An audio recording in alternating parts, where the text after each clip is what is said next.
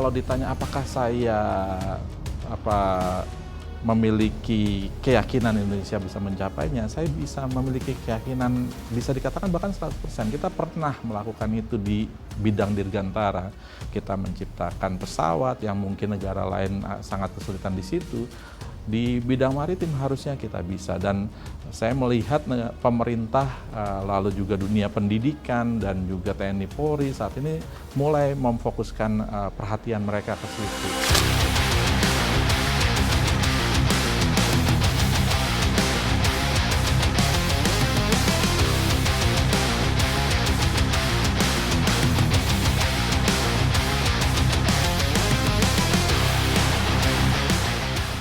Dislit Bangal merupakan satuan kerja sebagai badan pelaksana pusat Mabesal yang berkedudukan dan berada di bawah Kepala Staf Angkatan Laut.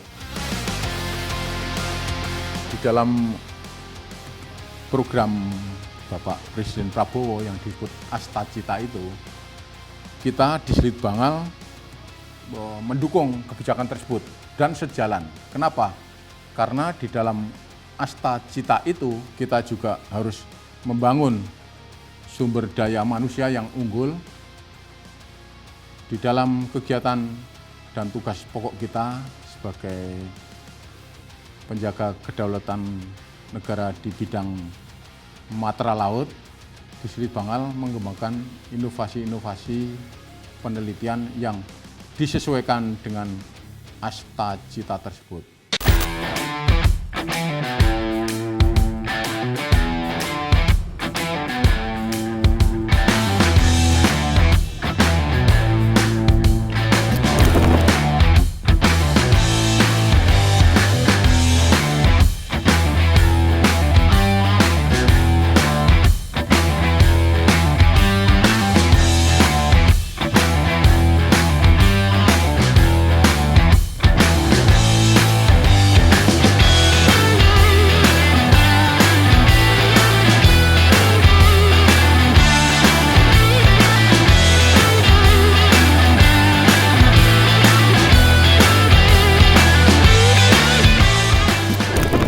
Itu kenapa penting? Karena kita memang diminta oleh seluruh dunia untuk bisa menyediakan jalur yang appropriate bagi mereka ketika kita diberikan 5,8 juta kilometer persegi lautan. Jadi ketika kita diberikan reward itu, 2/3 wilayah kita dapatkan, Indonesia menjadi negara maritim, maka kita dituntut memberikan alur laut Kepulauan Indonesia. Nah, ketika kita diberikan itu, otomatis kita harus bisa menjaganya, mengawalnya.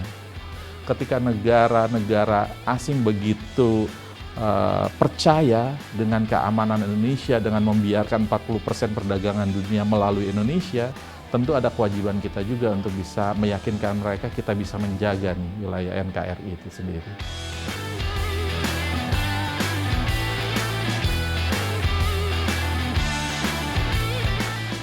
Kalau di dalam mekanisme penelitian ada yang disebut triple helix, Pak.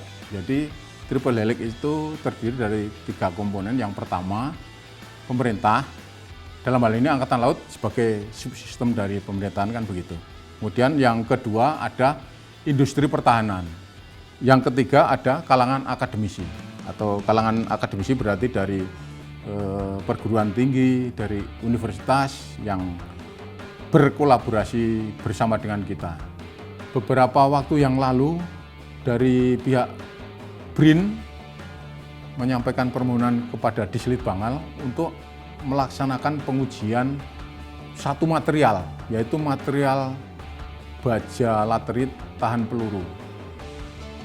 Bahan ini dikirimkan ke Dislit Bangal, kemudian dari Dislit Bangal, dalam hal ini adalah Laboratorium Induk Senjata yang berada di Madura, sesuai bidangnya dia yang melaksanakan pengujian balistik.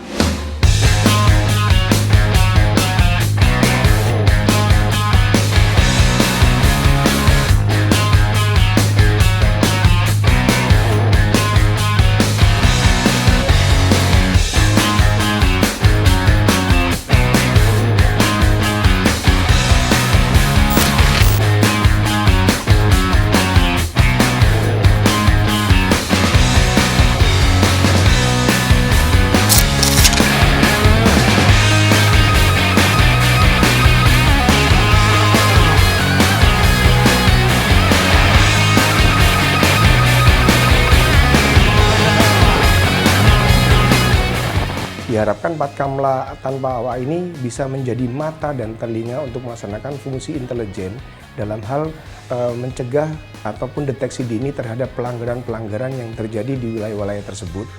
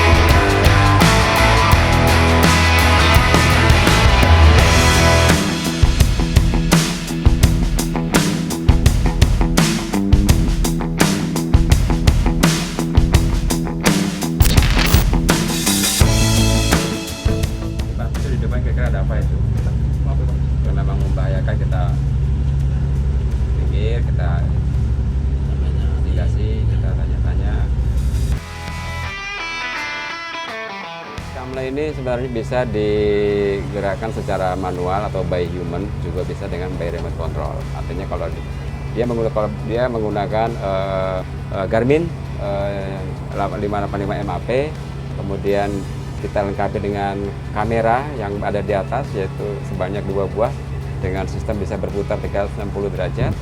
Kemudian selain itu juga Patkamla ini bisa digerakkan secara otomatis dengan menggunakan remote control, yang mana GPS-nya atau ground power station berada di home base atau di pangkalan.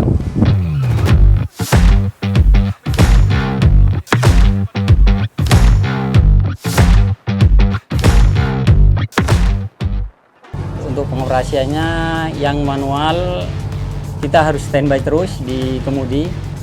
Untuk yang tanpa awak kita hanya standby di remote-nya saja. Terus kita cek untuk pesawat-pesawat seperti kemudi, seperti ini kompas magnet, ini radio untuk komunikasi dengan kapal-kapal di luar. Terus ini Garmin untuk map, untuk di sana untuk penunjukan RPM, dan di sini juga ada penunjukan untuk kecepatan.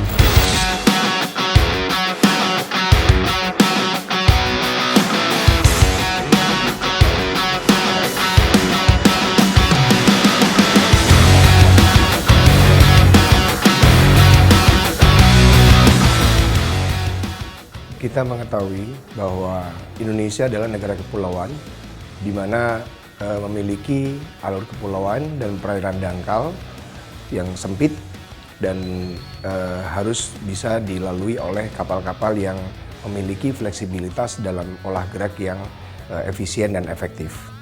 Nah, kemudian beranjak dari hal tersebut, maka dari Dislit Bangal berkolaborasi dengan industri pertahanan dalam negeri untuk bisa memberikan suatu hasil penemuan teknologi terkait dengan Patkamla tanpa awak.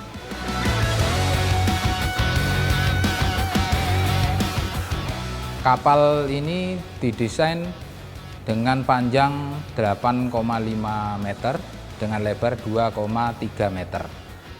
Bodi kapal itu sendiri, di mana bodi kapal itu sendiri dibikin dengan bahan aluminium. Jadi berbeda dengan Patkamla yang sudah ada, yang diawai mungkin mayoritas menggunakan bahan fiber ataupun rubber. Kita akan mengecek secara konstruksi bagian-bagian kapal tersebut dari sisi kekuatan, stabilitas, kemudian dari sisi kelengkapan pun itu juga kita cek kelengkapan peralatannya sebagaimana yang disyaratkan itu menjadi sebuah kapal. Seperti contoh harus ada radarnya, mungkin harus ada radio komunikasinya, dan lain sebagainya. Kemudian aspek yang kedua adalah aspek kemampuan, di mana di sini kita akan menguji kemampuan dari kapal itu sendiri.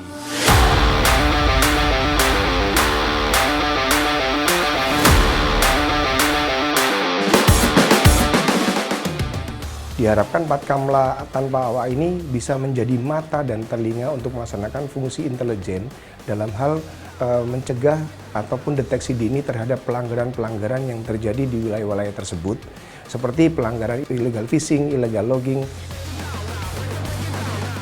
Tingkat keberhasilan bahwa kita bisa melaksanakan sebuah penelitian dan pengembangan, termasuk kita bisa melaksanakan kolaborasi, baik dengan dunia pendidikan, dalam hal ini universitas, maupun dengan stakeholder yang ada, untuk bisa menciptakan sebuah peralatan ataupun alutsista yang lebih mandiri, dalam hal ini bisa melibatkan industri pertahanan dalam negeri.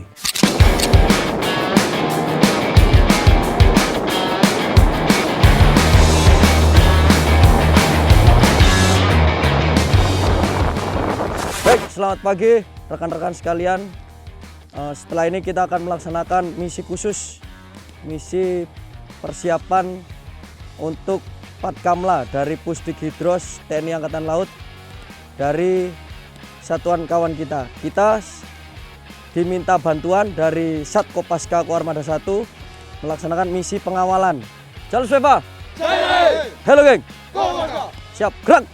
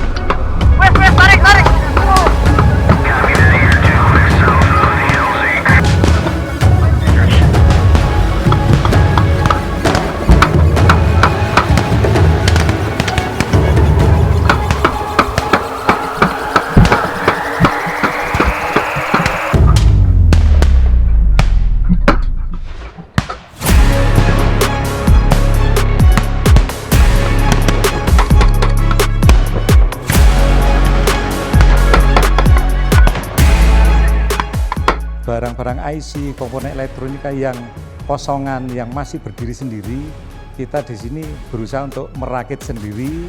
Kita usahakan bagaimana caranya komponen ini berfungsi sesuai dengan keinginan kita. Di sini dibutuhkan skill dari personel di Selit Bangal.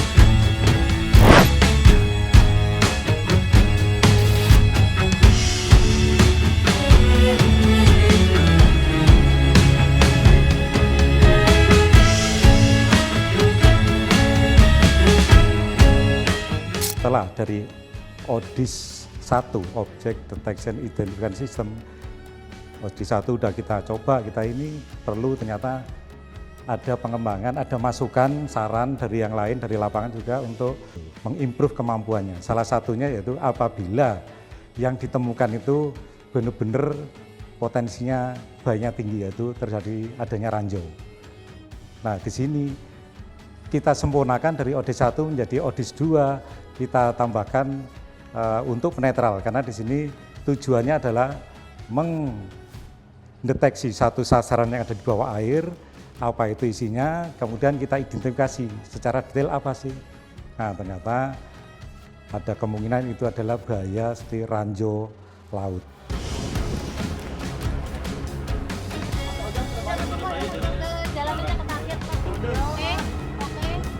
Oh, turun.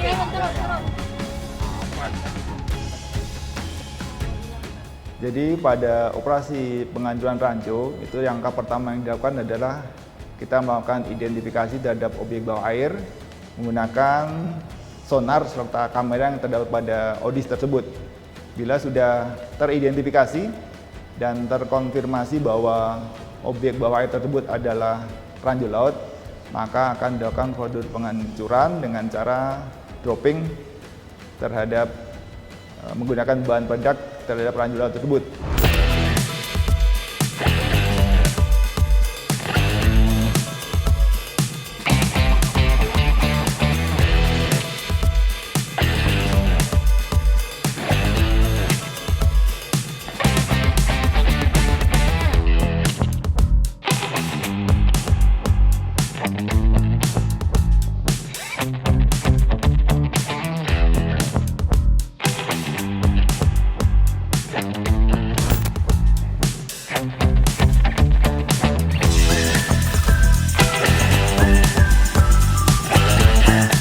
Barang-barang IC, komponen elektronika yang kosongan, yang masih berdiri sendiri, kita di sini berusaha untuk merakit sendiri.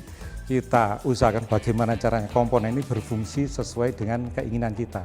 Di sini dibutuhkan skill dari personel di Selit Bangal. Jadi tidak hanya kita beli, jadi kita pakai, tapi kita beli ibaratnya bahan dasar yang kita belum mampu, kayak komponen pasti juga kita belum mampu, kita mengandalkan dari luar. Nah, komponen itu kita rakit, kita isi, kita kasih program sesuai keinginan kita.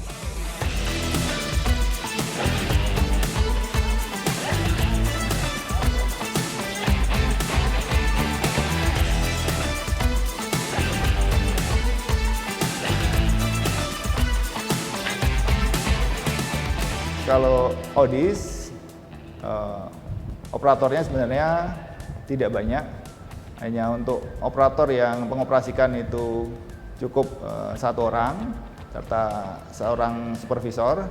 Kemudian untuk meletakkan atau deployment alat tersebut itu membutuhkan sekitar 2-3 orang untuk meletakkan ODIS ke dalam air.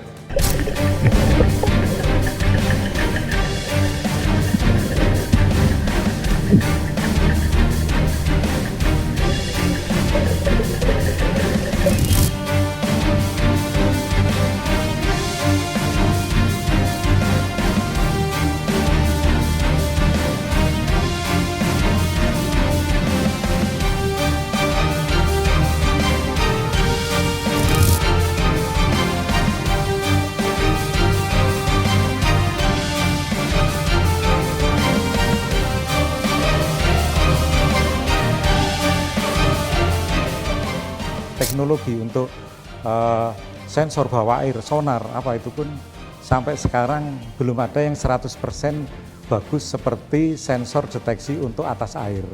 Karena paling susah adalah di bawah permukaan, apalagi di situ ada ombak, ada panas, ada arus, terus salinitas berubah, tiap daerah pasti berubah. Belum tentu sekarang dipakai di sini cocok, di wilayah yang lain cocok, belum tentu. Tapi intinya kita sudah bisa ya berkontribusi menunjukkan ini loh, kita mampu, kita bisa menunjukkan, membantu, mendukung ketahanan untuk sistem pertahanan di bawah permukaan laut.